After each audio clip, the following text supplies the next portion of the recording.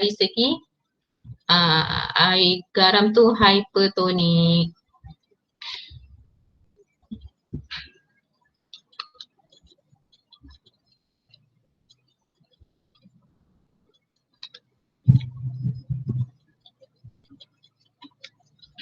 Okey, tapi katakanlah awak buat jeruk tapi ada orang letak cuka. Okey, letak dalam cuka. Letak dalam larutan yang ada cuka. So, kat situ cuka ni dia bukan bagi mangga tu boleh tahan lama sebab konsep hypertonik, hypotonik, osmosis ni tak. Cuka ni dia boleh menyebabkan mangga tu tahan lama sebab cuka ni dia bersifat asid.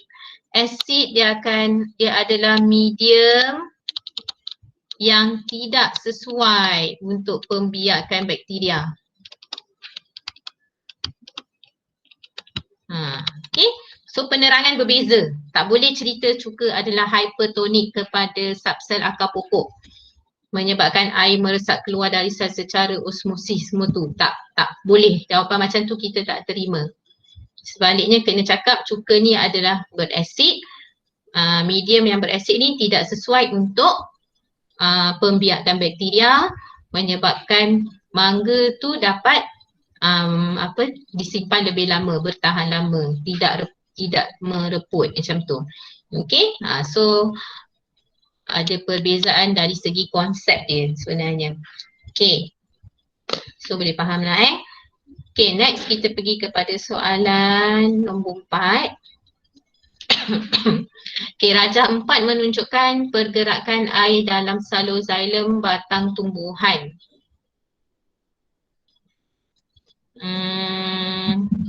Okey. Kemudian nyatakan dua kepentingan air dalam sel. Okey, dia bagi gambar xylem. Okey, L dia label kat sini. Nyatakan dua kepentingan air di dalam sel. So, kepentingan air sebagai pelarut semesta yang membolehkan zat terlarut diangkut ke dalam sel. Yang kedua, air menyerap banyak tenaga haba untuk mengekalkan suhu badan organisma. Okey, boleh dua jawapan ni. Tapi ada bolehlah sebabnya dia berbeza dengan apa? Kalau kehendak dalam skema ni dia lain sikit. Tapi bukan salah awak lah, bukan salah apa ni, dia memang betul tulis sini kepentingan, so ni betul. Okey, kita terima dua mata. Secara generalnya ambil balik tengok balik tajuk air tu kan, so dia ada mention dekat situ. Okey, kemudian K dan L ialah dua jenis daya yang menghasilkan tindakan kapilari di dalam xylem. K tu ialah daya antara molekul air dengan molekul air kat sini. L tu ialah antara molekul air dengan dinding xylem. So K ialah daya leketan, L ialah daya lekatan. Okey, betul? Okey, Tanya. Kemudian nombor seterusnya, terangkan bagaimana K dan L membantu dalam pengangkutan air dalam salur xylem. Macam mana daya leketan dan daya lekatan tu bantu dalam pengangkutan air. Okay.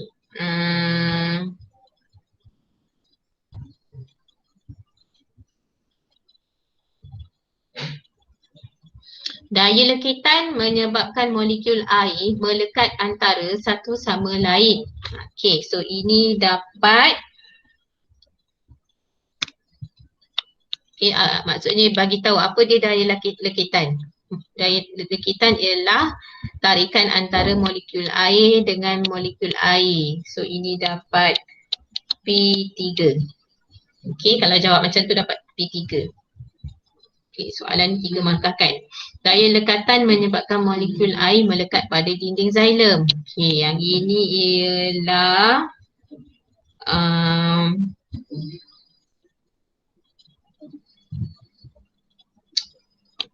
P4.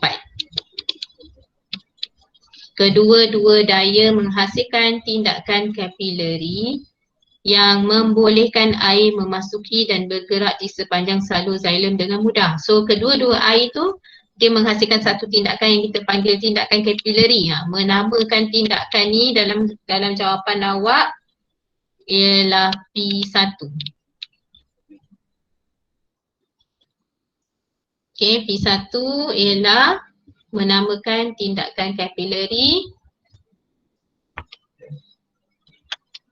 dan yang membolehkan air memasuki dan bergerak di sepanjang salur xilem dengan mudah. Okay, maksudnya kalau ikut markah dah dapat dah 3 ni.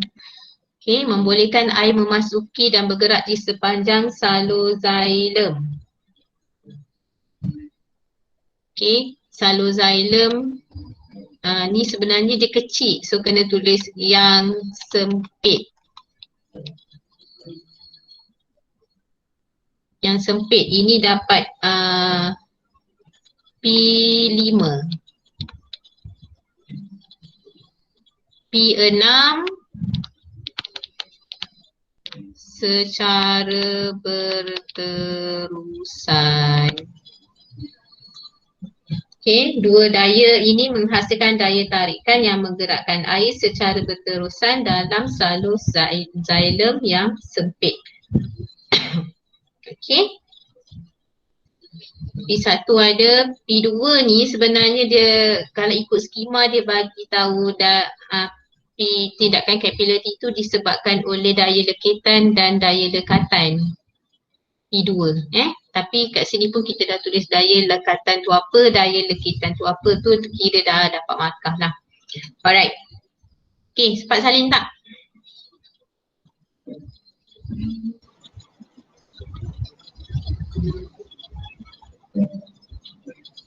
Dah ke? Dah. Okay, yang belum tu cepat sikit.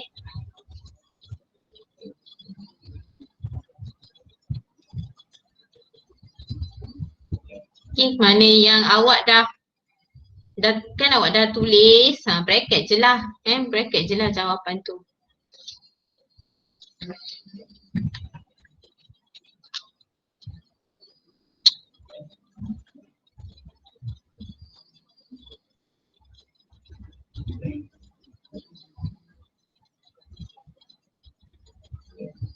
Okay, dah kita pergi pada nombor 5.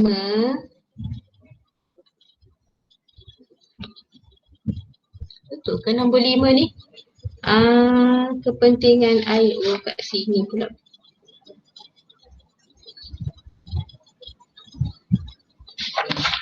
Okay, betul. Nombor 5. Persamaan di bawah menunjukkan pembentukan molekul K dalam beras. Okay, pembentukan molekul K kat sini K dalam beras.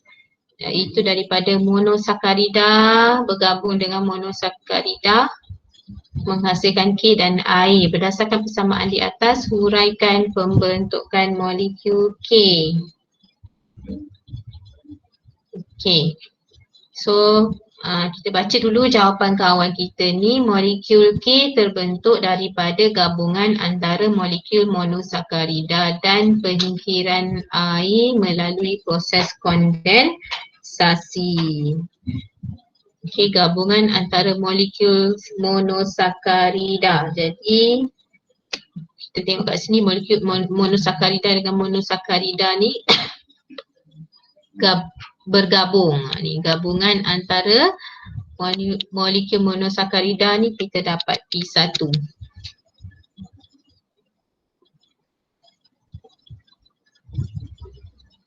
Tapi kan kalau ikut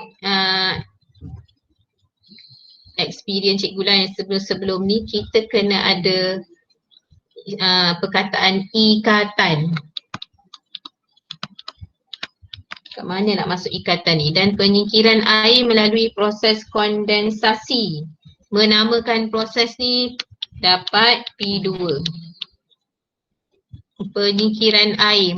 Melibatkan penyingkiran air dapat P3. Okey. Dan kat sini K sebenarnya K tu apa? Apa dia K? Disakarida. Sakarida. Okey. So, kita tak ada nama dalam soalan-soalan dia tu, jadi kita letak K punya nama ni dapat 1 markah lah. K kan, contohnya molekul K terbentuk iaitu molekul disakarida, dapatlah 1 markah. Ataupun kat sini terus tulis disakarida terbentuk. Okey. Tapi kan yang gabungan antara molekul-molekul monosakarida ni cikgu nak awak tambahkan perkataan ikatan. Ikatan antara molekul monosakarida terbentuk. Okey, ikatan.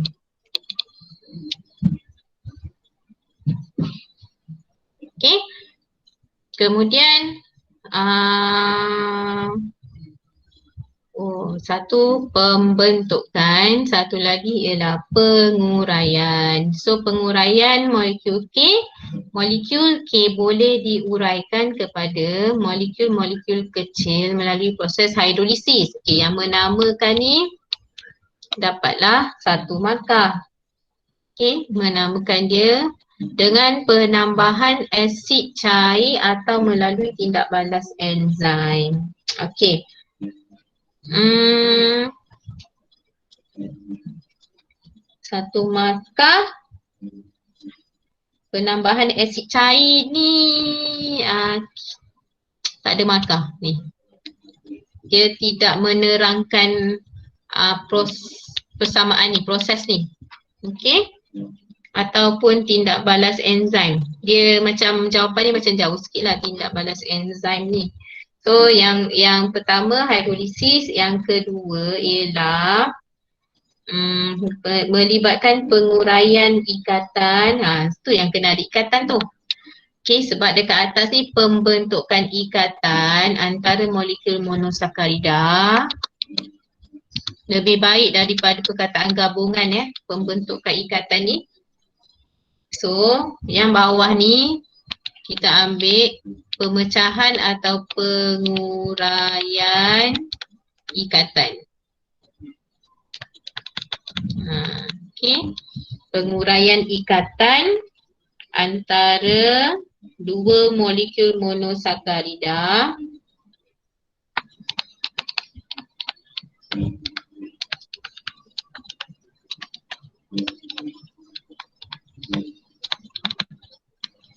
okey.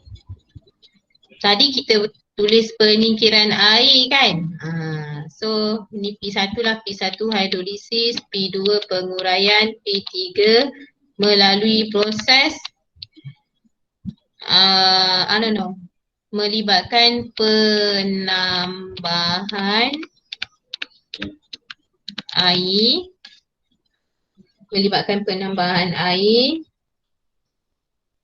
Okey, yang keempat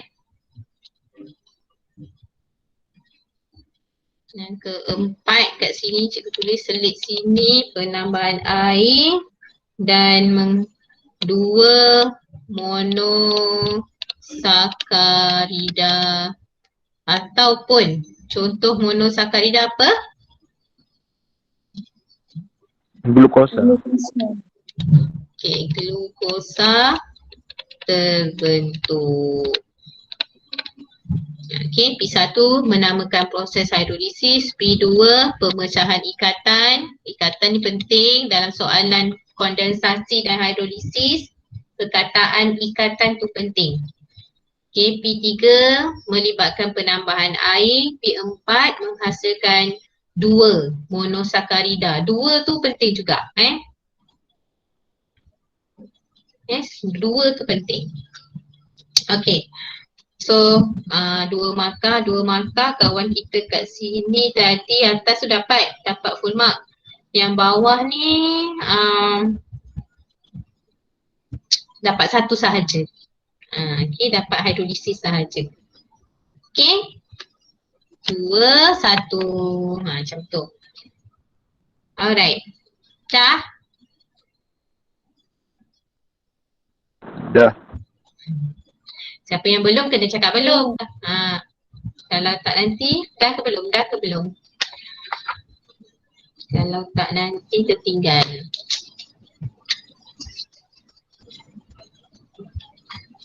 Okay.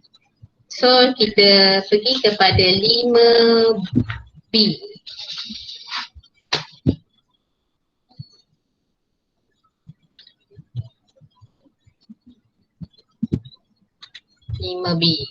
Okay. Ini tentang Benedict solution. Okay, apabila larutan X dipanaskan dengan larutan Benedict, ujian menunjukkan mendakan merah bata terbentuk. Terangkan mengapa ujian Benedict dengan larutan X memberi keputusan positif. Okay. So sangatlah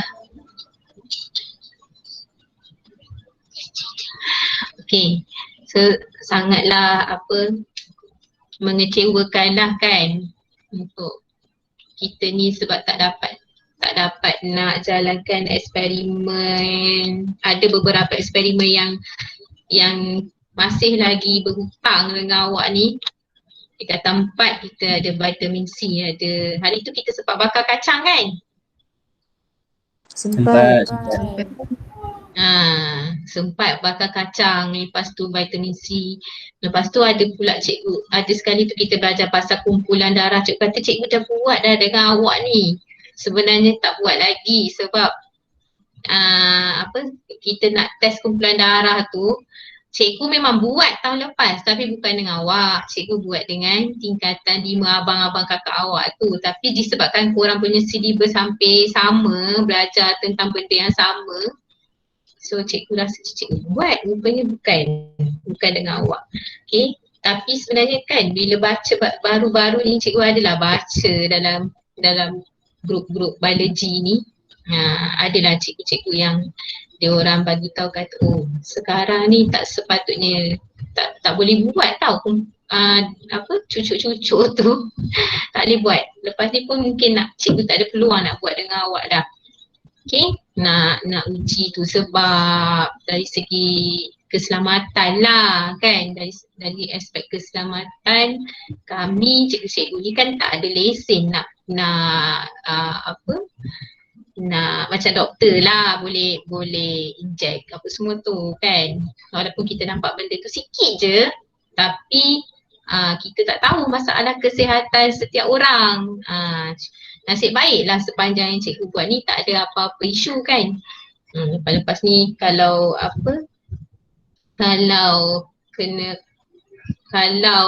memang tak rasa macam tak nak buat dah kan, takut pun ada. Okay, so isu keselamatan dari segi ni lah. Mungkin boleh jadi pendarahan yang tak boleh stop. Dia ada penyakit-penyakit dia yang kita tak tahu kan. So bahayalah bagi kita yang jalankan eksperimen macam tu dekat makmal sekolah. Okay, so tu antara eksperimen lah. Yang ini pun sama, eksperimen untuk panaskan untuk larutan Benedict ni. Dia adalah eksperimen untuk uji gula penurun. Yang ni pun belum sempat buat dengan awak lagi. Tapi kalau ikut syllabus, kalau ikut yang lama-lama patutnya dia ada juga dekat lower form macam tu, masa form 1, form 2, form 3. Tapi kita tak pastilah sebab cikgu kat sekolah kan tak ada form 1, form 2, form 3 ni, cikgu pun tak sure sangat. Tapi kalau untuk tingkatan 5, Benedict solution larutan Benedict kita gunakan dalam biologi untuk uji kehadiran gula penurun. Okay, gula penurun ni, okay, kita dah belajar gula penurun Contohnya ialah semua monosakarida iaitu glukosa, fruktosa kan. Semua monosakarida dan disakarida, tapi disakarida kecuali sukrosa. Sukrosa je bukan gula bukan penurun. Yang lain tu semua adalah gula penurun. So kita nak test sama ada larutan yang diberikan kepada kita tu dalam tabung didih tu ialah gula penurun ataupun gula bukan penurun, kita boleh buat ujian Benedict. Okey. Dan cara dia, step dia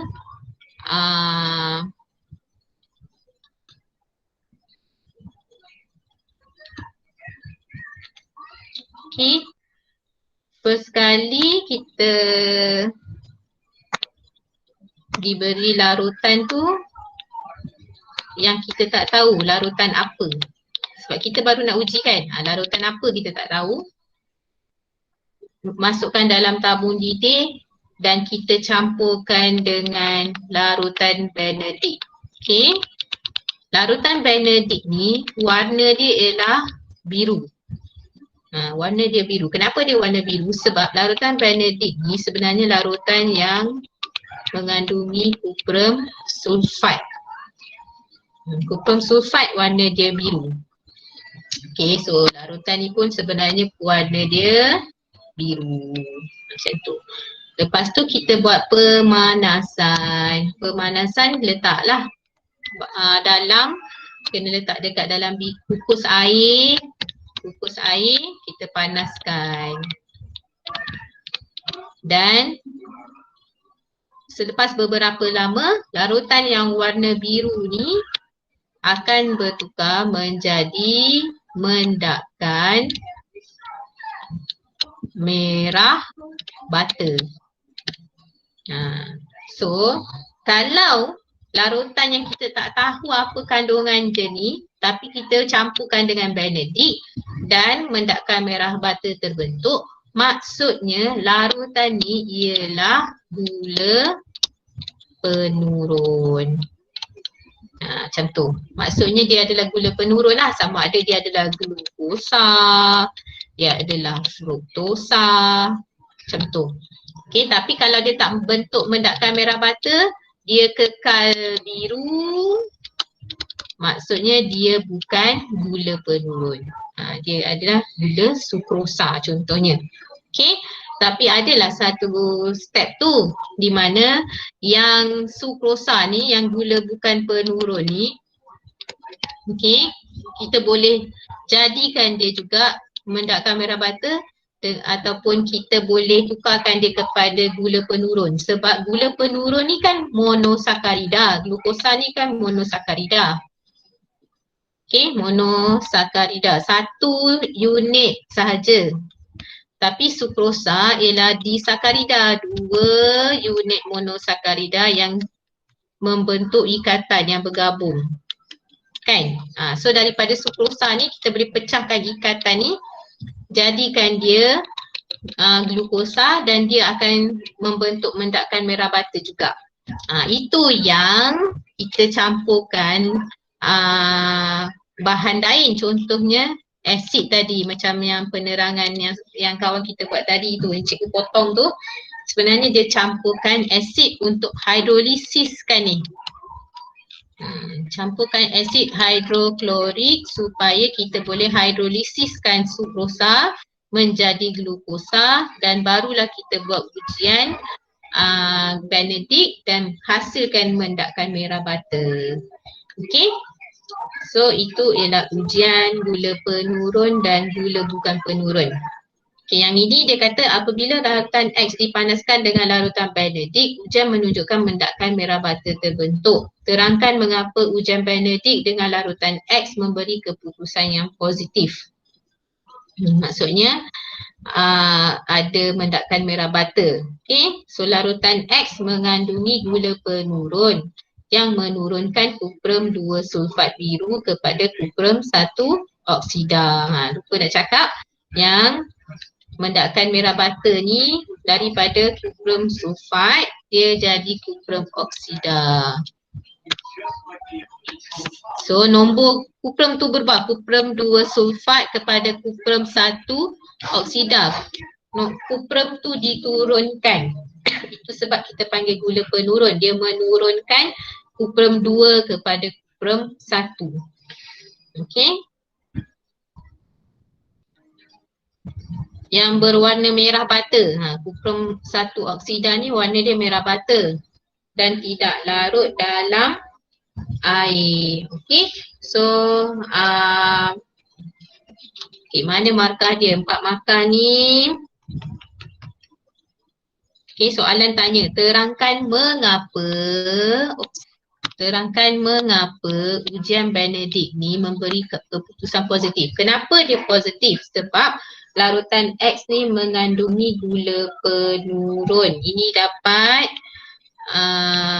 P2.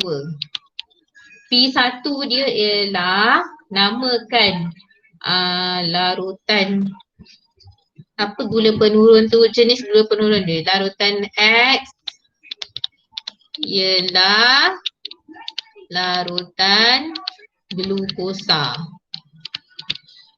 Tu P1. Larutan X ialah larutan glukosa. Okay, larutan glukosa ialah gula penurun. Tu dapat P2.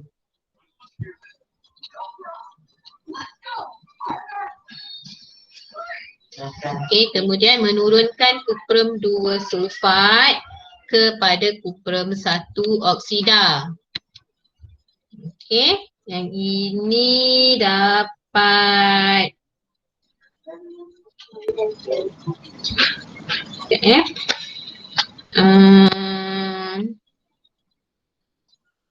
okey, yang ini ialah P4.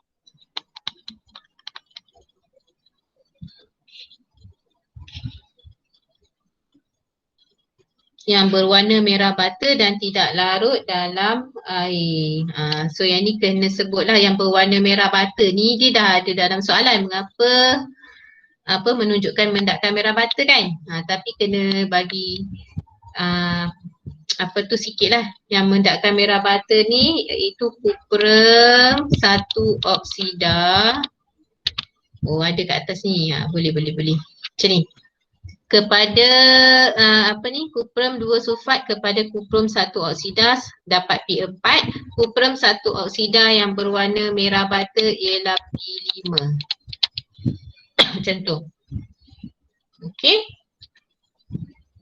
Dan tidak larut dalam air. Itu tak ada markah. Okey. P1, P2, P4, P5. P1 ni dia tak tulis juga kan? So kawan kita ni dapat 3 markah sahaja. Okey.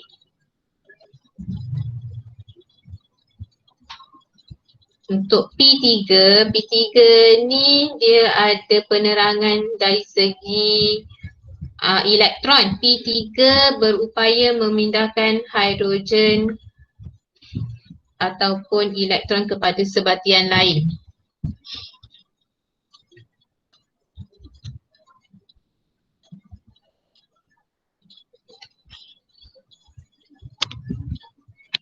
P3, kita sambung ayat P2.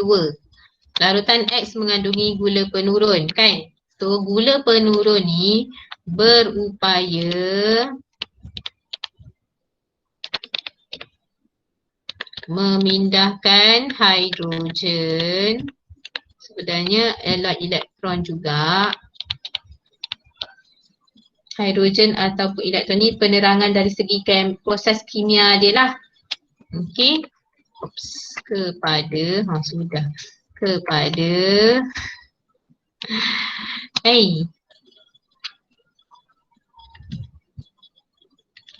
kepada sebatian lain, berupaya memindahkan hidrogen atau elektron kepada sebatian yang lain.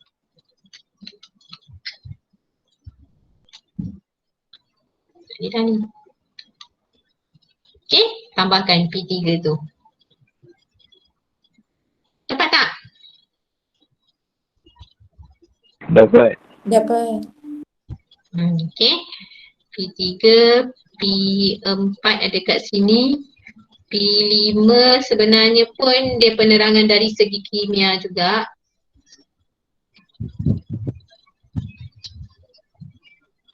Dia ada sampai P6 kat sini. Okey, tak apalah, yang ni dah cukup dah 4 markah. Okey, kemudian kita pergi pada seterusnya. Ada 9 suku ni, sempat tak kita nak habis. Nombor 6 ni nombor 6. Hai, soalan dah kena potong.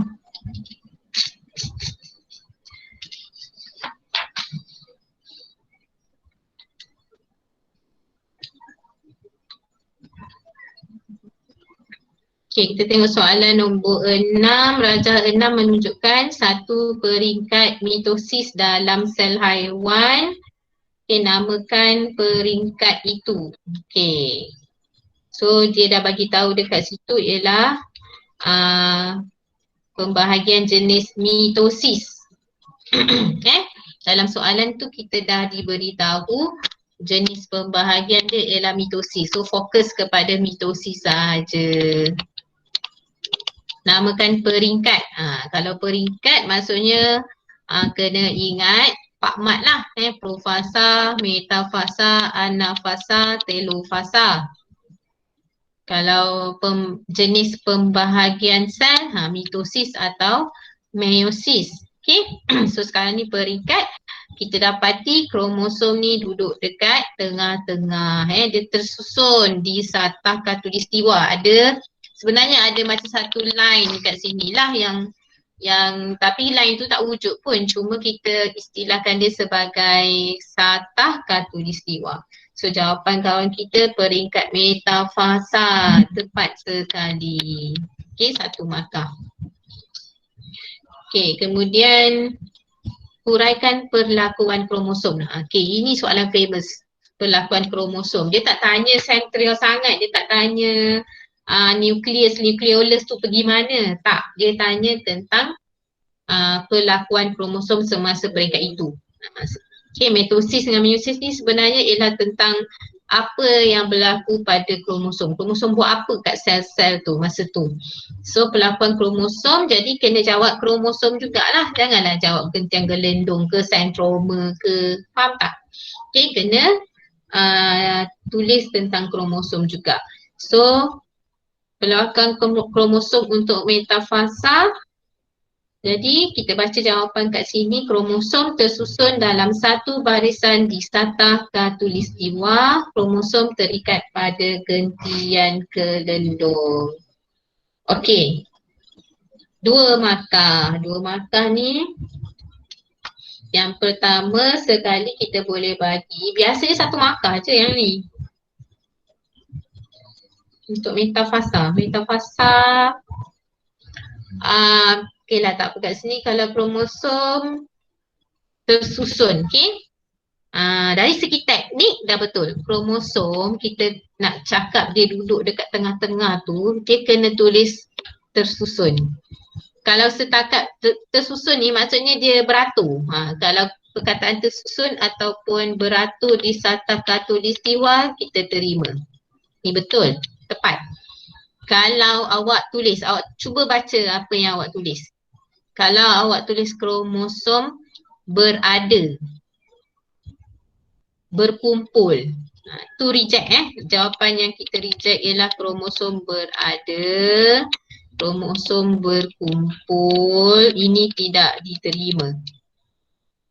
Kena mention dia dalam keadaan tersusun, beratur di satah khatulistiwa. Barisan ni tak ada pun tak apa.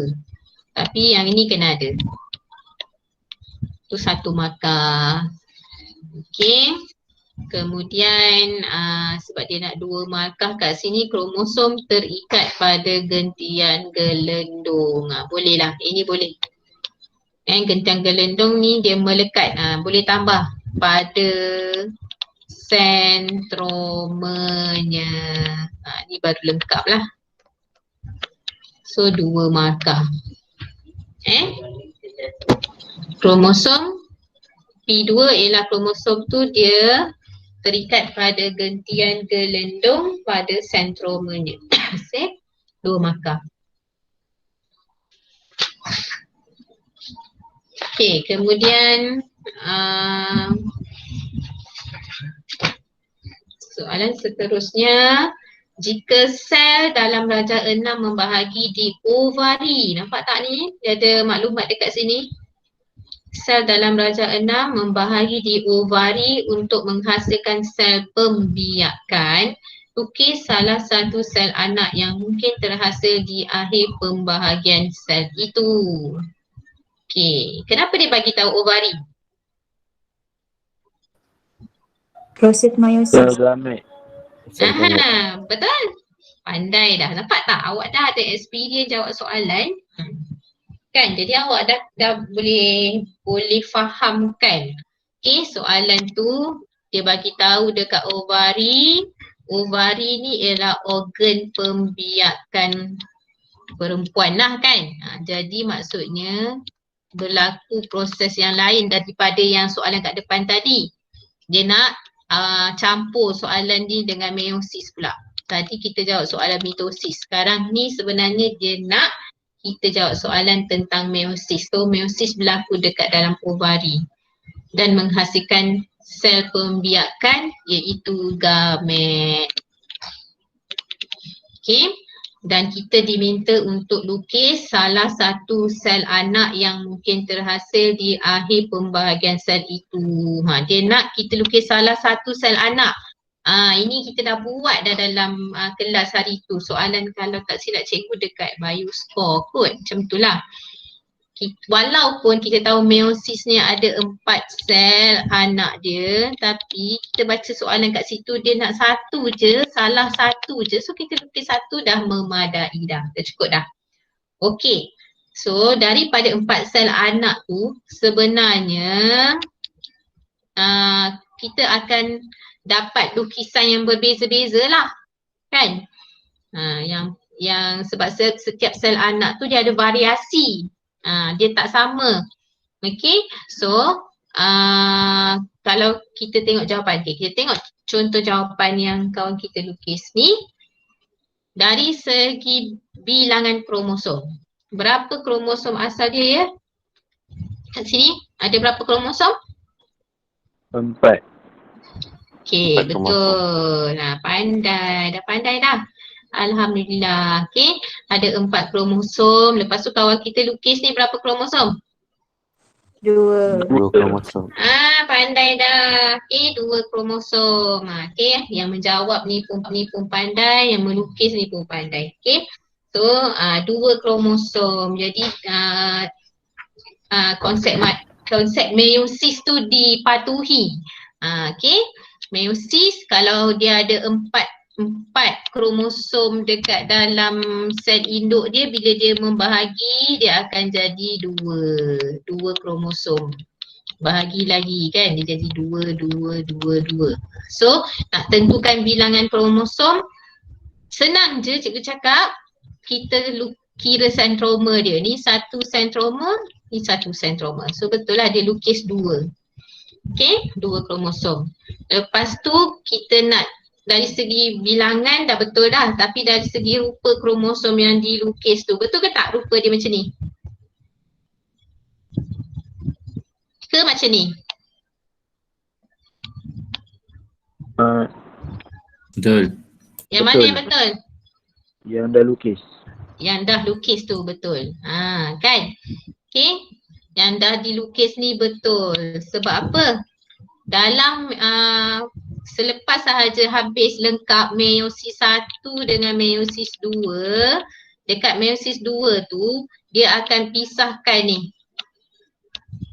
Kromatik beradik tu akan terpisah, maka dia akan jadi kromatik yang tunggal. So betul lah dia lukis 1, 2. Dia lukis 1 kromatik sahaja untuk 1 kromosom, 1 kromatik sebab kromosom kromatik berkembar tu dah berpisah. Okay, dan kawan kita juga lukis kromosom tu tak sama saiz, betul ke tak? Satu besar, satu kecil ni dia lukis, betul tak? Betul. Okay. Dia lukis 1 besar, 1 kecil. Maksudnya dia bagi tahu kat sini, ni bukan lagi kromosom homolog. Kromosom homolog dah berpisah. Kalau dia lukis sama saiz, maksudnya cikgu akan baca, oh dia lukis kromosom yang homolog lagi.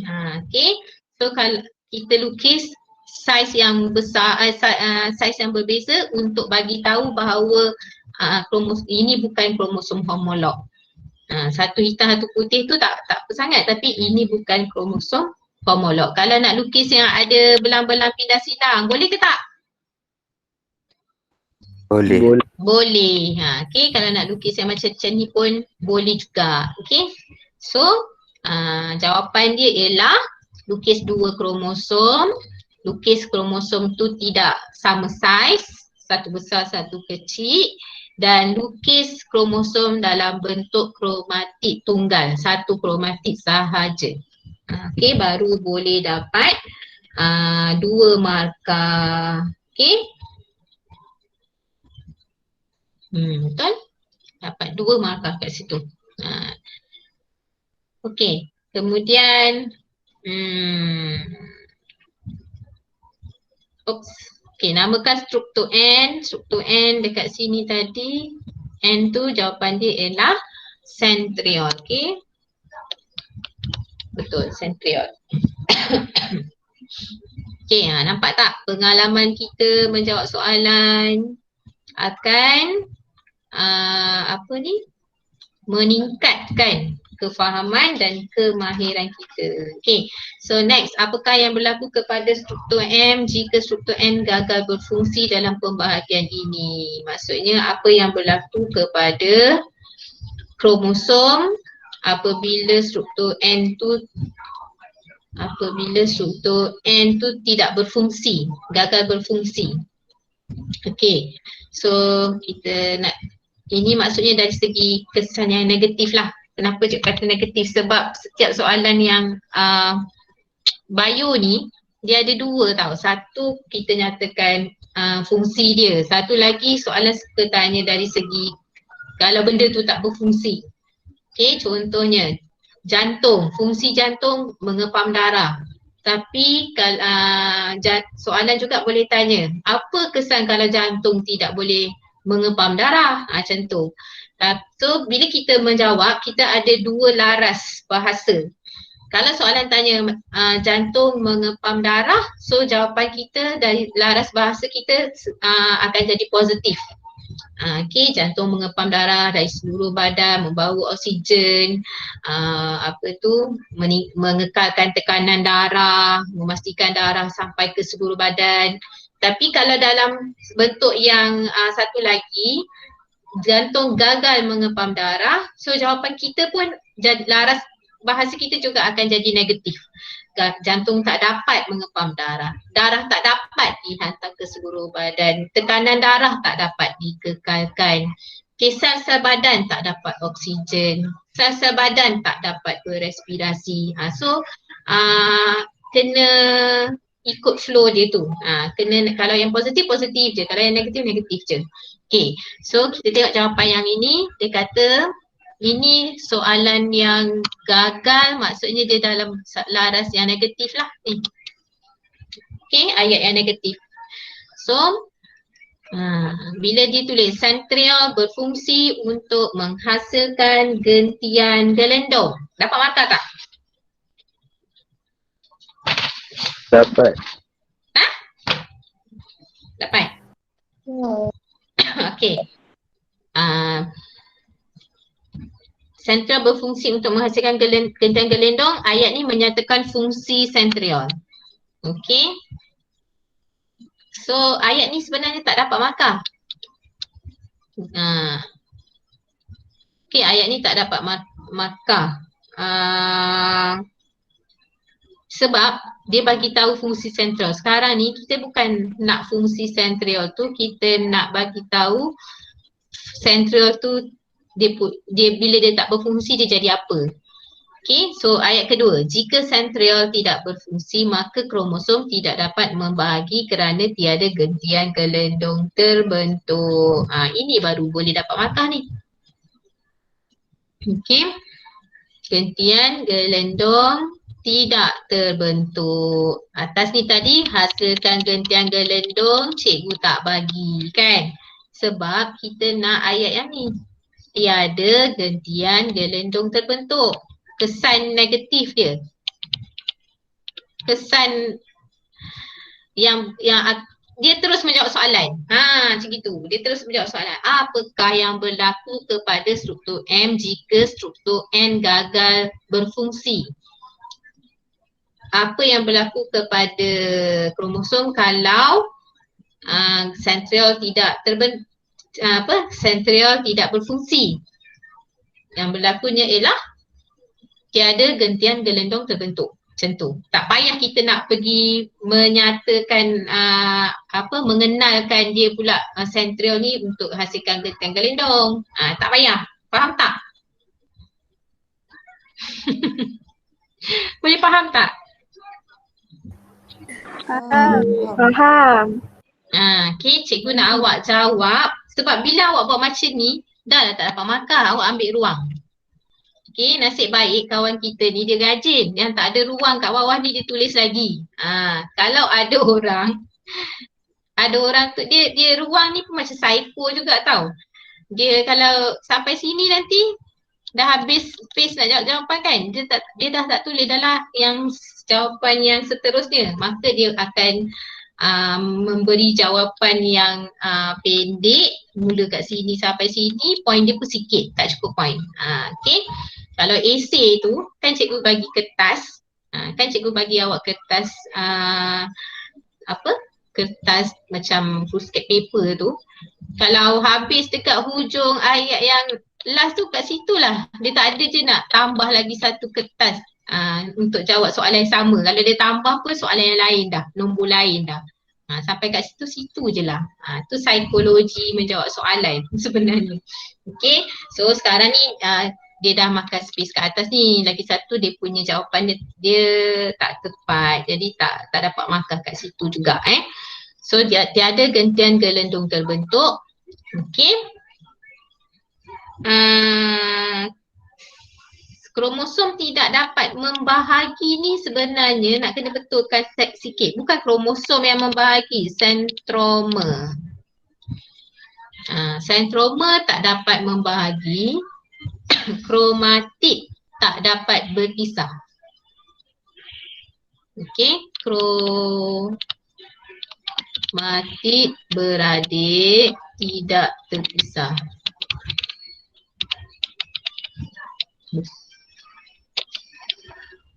Kromosom saja tak dapat markah. Kromosom saja tak dapat markah. Kromatik beradik tidak terpisah, sentroma tidak membahagi. Okey, tu sepatutnya. Dapatlah 2 poin lagi. Okey.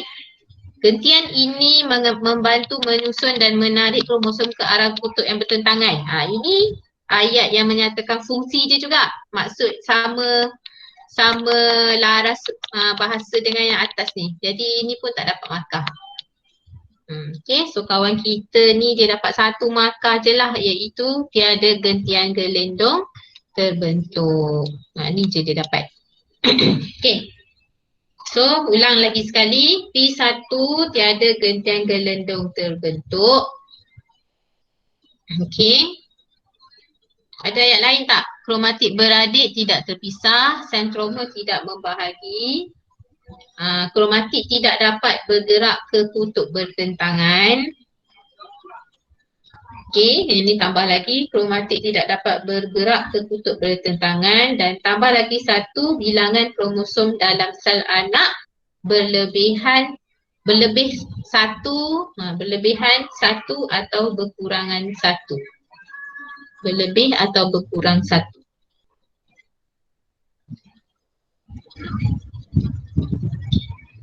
Okey? Dah? Boleh tukar? Boleh. Okey. So seterusnya nombor 7. Ada lagi setengah jam lebih kurang. Okey, laju sikit. Darjah 7.1 menunjukkan 2 proses yang terlibat dalam respirasi aerob. Okey, respirasi aerob. Sekejap ya.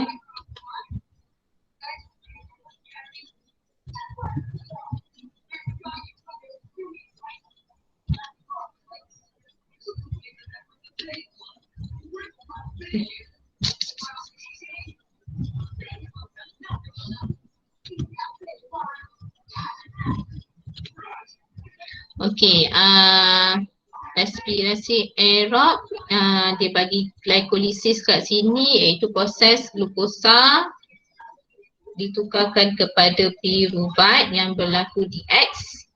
Seterusnya masuk kepada proses Y di mana karbon dioksida, air dan tenaga dihasilkan dan berlaku di mitokondria. Okay, namakan X dan Y. X iaitu glukosa ni ditukarkan atau dioksidakan kepada piruvat berlaku di sitoplasma. Okay, betul yang ini betul. Dan proses Y itu ialah proses pengoksidaan piruvat. Okay, betul, 2 markah. Okay, Rajah 7.2 menunjukkan satu eksperimen untuk mengkaji proses fermentasi yeast. Fermentasi yeast, penapaian yeast lah kan, yeast. Iaitu kita masukkan larutan glukosa 5% dan terdidih. Terdidih ni maksudnya kita singkirkan oksigen. Kenapa kita didihkan air? Air yang kita didihkan sebenarnya oksigen dia telah disingkirkan. Lepas tu kita masukkan yeast sebagai organismanya lah. Okey, dan kita tutup dengan minyak parafin untuk elakkan daripada oksigen masuk. So keadaan dalam ni tak ada oksigen. Okey. Termometer untuk kita tetapkan suhu. Kemudian cikgu rasa tube ni kena masuk dalam lagi kot. Kan? Masuk ke dalam. Okey, lepas tu tube penghantar pergi kepada air kapur. Okey, terangkan perubahan yang berlaku kepada air kapur selepas radas dibiarkan selama 1 jam.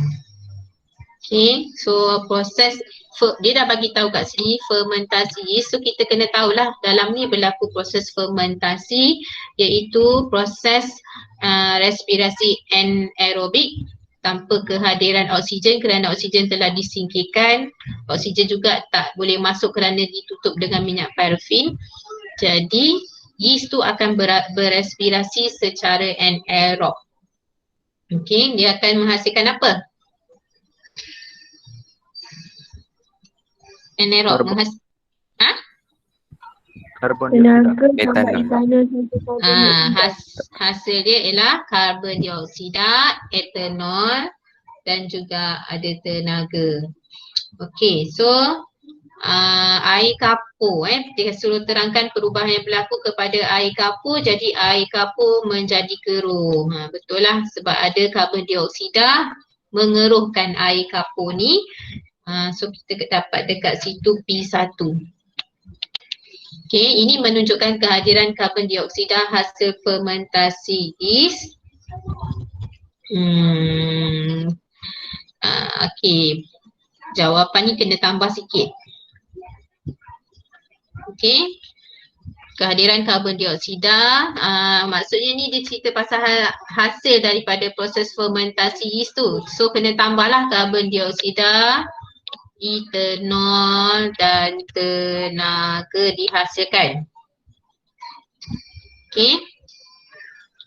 Dan P3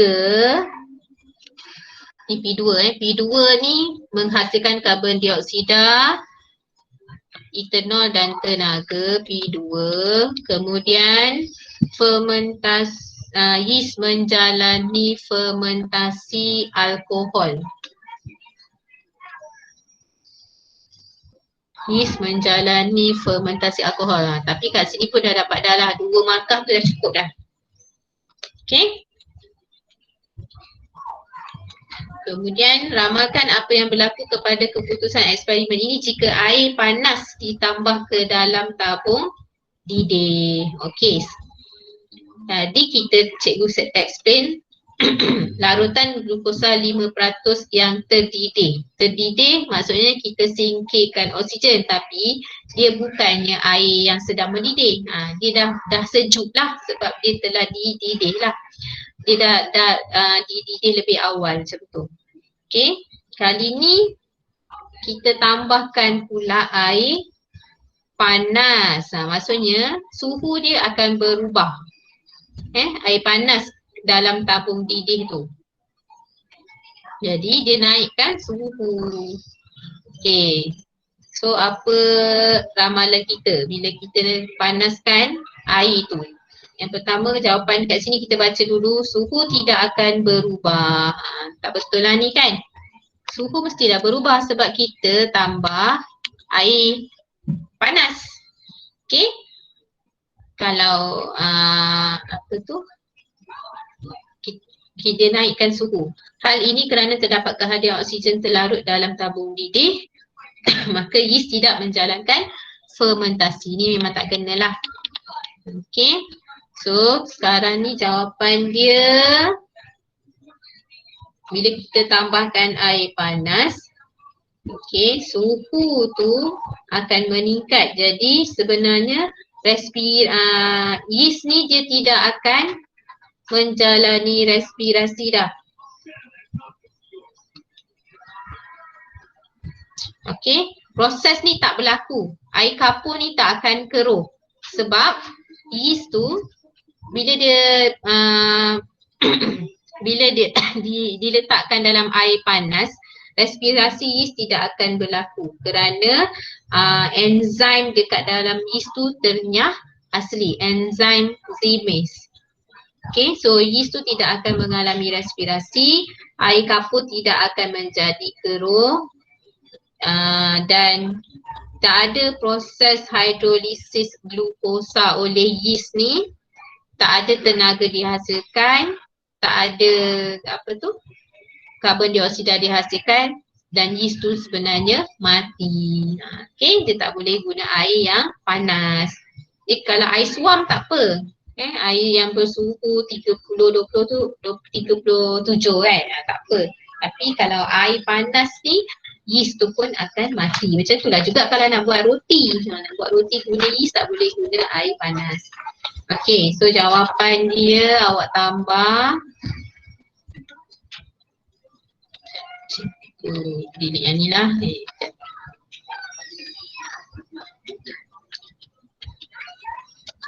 Okay.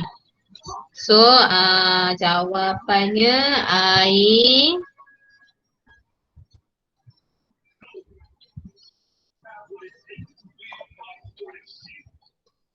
tak keruh ataupun kekal tidak berwarna, air panas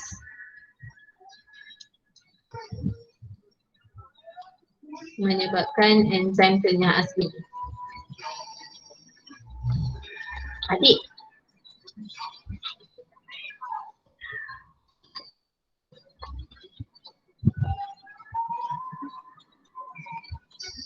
Okay, air panas menyebabkan enzim ternyah asli. Kemudian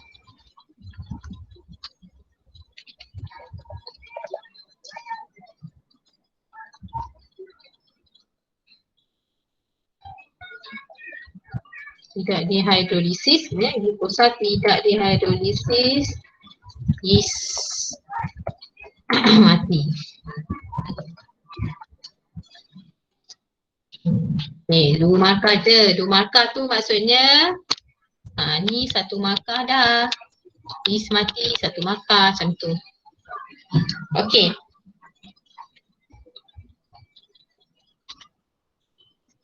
Okay, soalan seterusnya Rajah 7.3 menunjukkan pokok padi ditanam di kawasan yang ditenggelami air. Kan, kalau pokok padi dekat sawah, tanah dia kena tanah liat sebab nak mengumpul air kan. Dia memang perlukan kawasan yang berair. Uraikan proses yang berlaku di dalam sel pokok padi untuk memastikan pokok padi boleh hidup di dalam air yang bertakung. Dia nak apa? Dia nak proses yang berlaku Proses yang berlaku dalam sel pokok padi. Sel akar dia tu. Okey, untuk memastikan pokok padi boleh hidup dalam air yang bertakung. Okey, kenapa dia boleh hidup dalam air yang bertakung? Kenapa kalau kita tengok kalau banjir, kan pokok-pokok ditenggelami air, selepas banjir pokok tu akan mati. Tapi pokok padi ni kalau dia ditenggelami air, dia tak mati. Okey, so sebenarnya kalau pokok-pokok lain tu akar dia tak boleh berespirasi secara anaerob. Bila banjir, tanah bertakung dengan air berlumpur ni, sebenarnya kandungan oksigen dalam air lumpur tu adalah sangat rendah. Dia tak ada oksigen. So sama juga dengan pokok padi. Air lumpur dalam pokok padi tu dia kurang oksigen, dia tak ada oksigen. Bila tak ada oksigen, sel-sel akar dia, bukan sel yang dekat daun tu, sel-sel akar pokok tu dia akan berespirasi secara anaerob. Dia akan berespirasi secara anaerob, iaitu tanpa kehadiran oksigen. Dan dia ada hasil-hasil dia. Contohnya dia hasilkan ethanol. Okey. Tapi pokok padi, dia spesies pokok yang bila dihasilkan ethanol, dia boleh tahan dengan kepekatan ethanol yang tinggi tu. Tapi kalau pokok lain, dia berespirasi secara anaerob, dia tak ada penyesuaian untuk bertahan dengan ethanol tu sendiri, sebab tu pokok lain mati. Jadi pokok padi boleh hidup dalam air yang bertakung. Okey, tu yang berlaku. So apa jawapan kawan kita ni? Pokok padi menjalankan fermentasi alkohol, ethanol, karbon dioksida dan tenaga dihasilkan dalam keadaan oksigen terhad. Sel-sel akar pokok padi mempunyai toleransi yang tinggi terhadap ethanol. Ni adalah poin dia kan? Okay, selain itu padi mempunyai akar serabut yang pendek untuk menggunakan oksigen yang melarut pada permukaan air. Okay, batang padi pula mengandungi banyak ruang udara untuk membolehkan oksigen meresap ke dalam sel akar. Okay, so cikgu rasa ada markah dia dekat sini. Yang pertama, fermentasi alkohol ni dapat P2. Okay, pokok padi menjalankan fermentasi alkohol, menghasilkan ethanol, karbon dioksida dan tenaga. Ini ialah P3. Okay, so ethanol, karbon dioksida dan tenaga dihasilkan. Dan sel-sel akar pokok padi mempunyai toleransi yang tinggi terhadap ethanol ni ialah P4.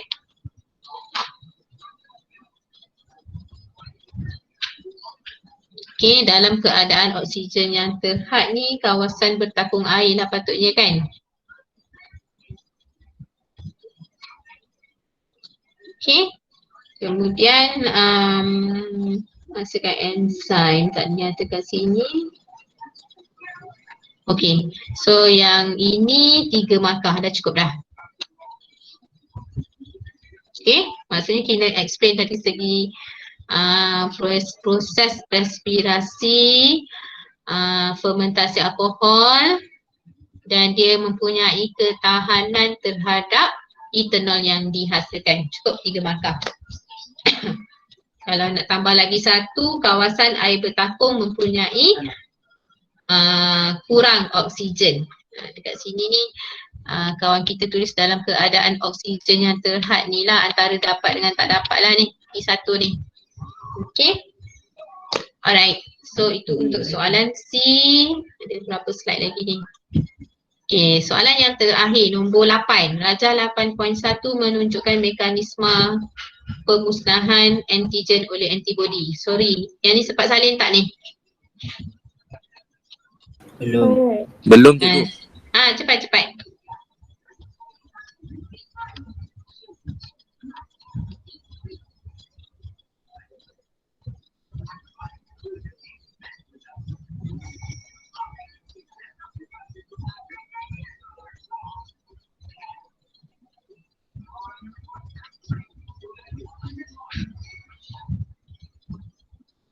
Itu oops.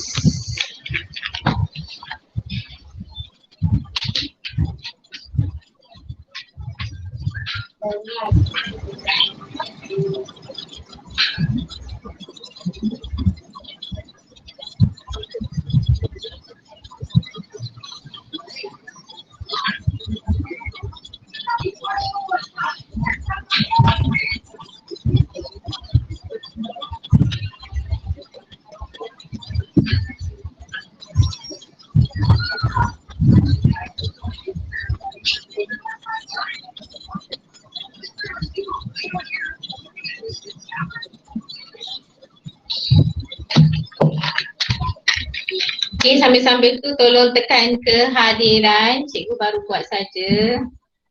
Kehadiran dekat Telegram. Okay, tekan sekarang. Jangan lupa. Yang selalu lupa ni, Irfan. Irfan ada tak? Dah tekan cikgu, dah tekan.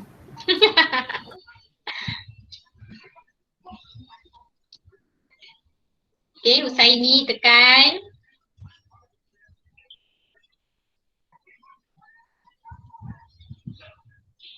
Okay, dah siap? Vote Dah. sekarang 40 orang baru ni, dalam ni ada berapa? Kadang-kadang tak telefon. Ni dalam ni ada 71 orang. 71 orang ni je lah.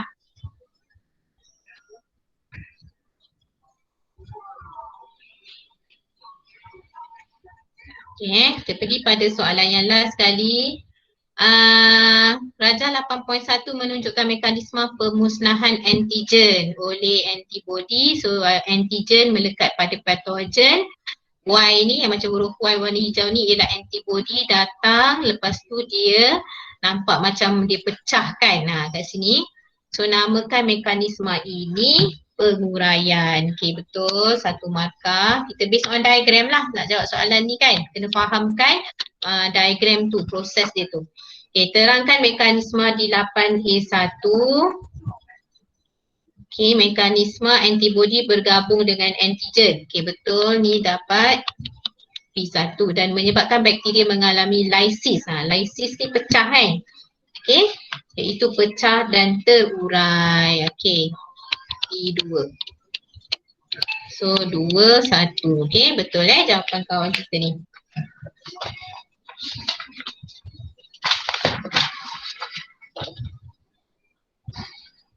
Okay, next. 23.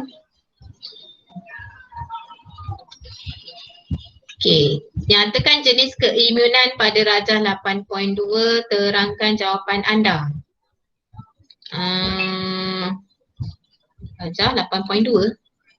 Kat mana rajah 8.2 ni? Jap.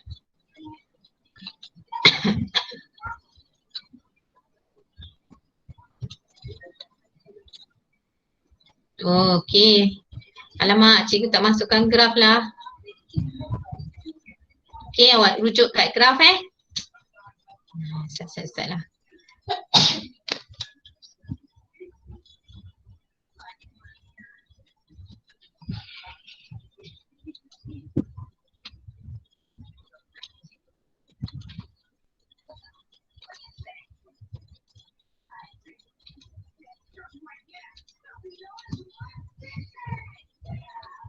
Okay, so tengok dekat sini rajah 8.2 Rajah 8.2 dan 8.3 menunjukkan dua jenis keimunan yang berbeza bagi individu X dan individu Y. Okay, dua jenis keimunan yang berbeza untuk individu X.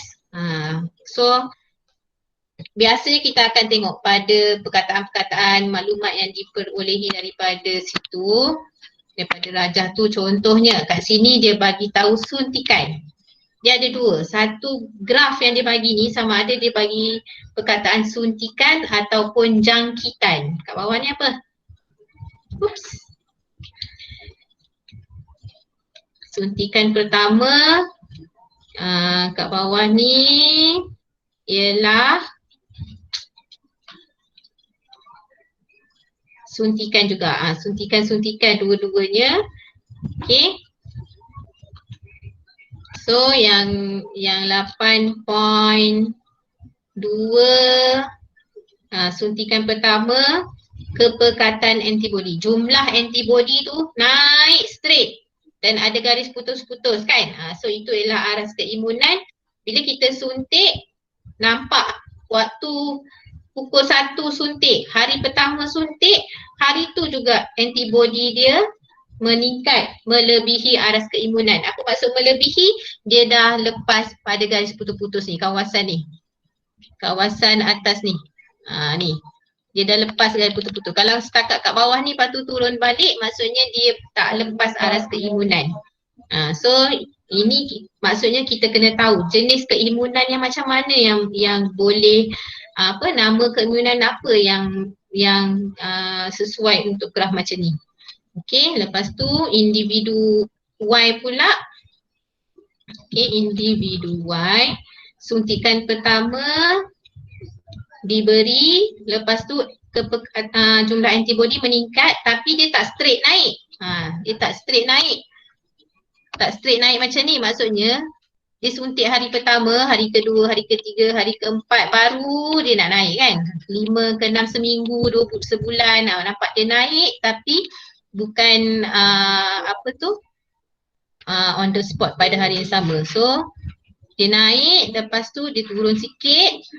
Biasalah kita punya antibody ni dia akan dimusnahkan juga sampai masa sel protein-protein tu akan kurang juga, tapi bila kita suntik lagi sekali melebihi aras keimunan. Okey. So jenis keimunan apa pula ni? Okey, jadi kita tengok soalan yang pertama.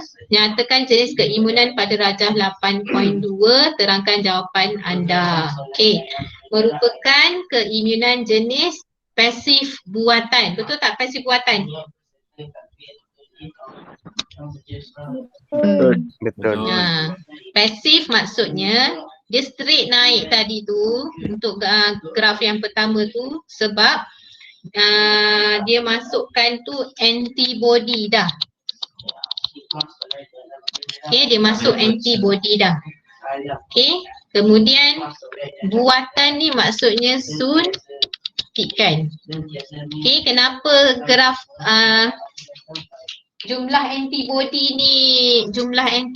ni meningkat dengan cepat sebab badan kita dicucuk dengan antibody tu siap-siap. So nama keimunan dia adalah pasif buatan. Berlaku melalui suntikan anti-serum. Jadi yang dimasukkan ialah anti-serum yang mengandungi antibody yang tersedia. Okey, tu dapat P2. Nama ni ialah P1 untuk menentang penyakit tertentu tak dapat. Ia memberikan keimunan dengan serta-merta. Okey, betul. Keimunan diperolehi dengan serta-merta dan bersifat sementara sahaja ditunjukkan oleh graf. Jangan ikut yang merah tu yang ditunjukkan oleh sifat sementara ditunjukkan oleh graf yang turun balik sampai ke bawah ni. Bawah aras keimunan. So ini sesuai untuk contohnya orang yang kena patuk ular ke kan. 10 kali kena patuk ular pun dia memang kena ambil suntikan yang kedua, ketiga, keempat macam tu. Okey. Kemudian mengapakah individu Y memerlukan suntikan kedua? Individu Y memerlukan suntikan kedua kerana suntikan yang kedua ni merupakan dos penggalak. Okey, so suntikan kedua tu dekat sini. Ini suntikan kedua.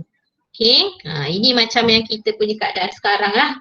Kenapa perlukan suntikan kedua kan? Siapa yang duk komen-komen banyak sangat, kita nak belajar bio tu lah. Yang belajar bio pun ada. Tapi tak tahulah kenapa.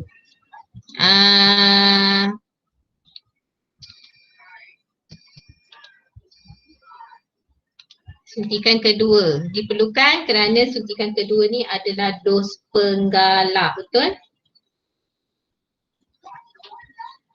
Okey, dos penggalak berfungsi untuk meningkatkan penghasilan antibody ke paras yang boleh melindungi seseorang daripada jangkitan. Maksudnya meningkatkan antibodi melebihi aras keimunan. Cikgu rasa ayat tu lebih baik lagi. Melebihi aras keimunan. Selagi tak sampai pada aras keimunan, maksudnya dia tak akan imun lah. Okay, orang yang dah pergi, sekarang ni kan banyak cerita vaksin COVID ni, dia dah pergi dah ambil first dose suntikan pertama. Balik dia rasa Allah tangan sakit lah, badan detil lah, tak nak lah pergi dos yang kedua. Tu silap besar. Sebenarnya dia tak cukup lagi keimunan yang diperolehi tu tak akan dapat sebab dia tak ambil booster dose. Dia kena ambil booster dose untuk betul-betul bebaskan diri dia daripada COVID tu. Supaya kalau dia akan still mengalami simptom yang macam orang tak ada ni juga, tak ada vaksin juga. Tapi kalau orang yang dah ada vaksin sampai kepada peringkat melebihi aras keimunan tu, dia sama ada dia cuma demam biasa-biasa ataupun dia tak akan sampai kepada serangan dekat paru dia macam tu. Okay, so suntikan dos penggalan ni sangat penting. Okay, nyatakan satu penyakit yang dapat dicegah melalui proses imunisasi. Okay, nama penyakit ni ada banyak. So jawapan kawan kita ni boleh diterima. Tuberculosis, TB, ataupun polio, poliomyelitis pun boleh. Satu penyakit polio tu. Kanser cervix, suntikan HPV pun boleh. Kanser cervix lah, bukan ni. Bukan HPV tu. Dia nama penyakit dia ialah kanser cervix. Okay. Dan ada lagi beberapa penyakit yang lain. Okay. Ngam-ngam pukul 10. So, cikgu saja nak tunjukkan gambar kenangan 2019 punya SPM. Tapi dia ambil result tahun 2020 kan. Ni antara kakak-kakak yang diorang ni dapat 11A. 11A campur-campur lah dalam tu, ada A+, ada A macam tu. Kumpulan-kumpulannya. Okay. So percayalah juga sebenarnya diorang pun macam awak-awak juga semua. Okay, ada susah senang dia. So insyaAllah kita usaha, kita tawakal. InsyaAllah nanti kejayaan tu akan jadi milik kita juga. Okay, so kita stop kat sini dulu. Jangan lupa tekan poll kehadiran. Ada lagi yang belum tekan, tekan sekarang Okay, ada apa-apa lagi?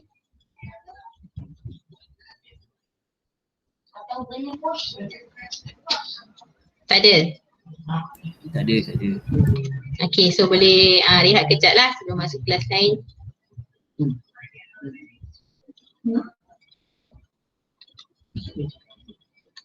Okay, kita jumpa minggu depan. Tak ada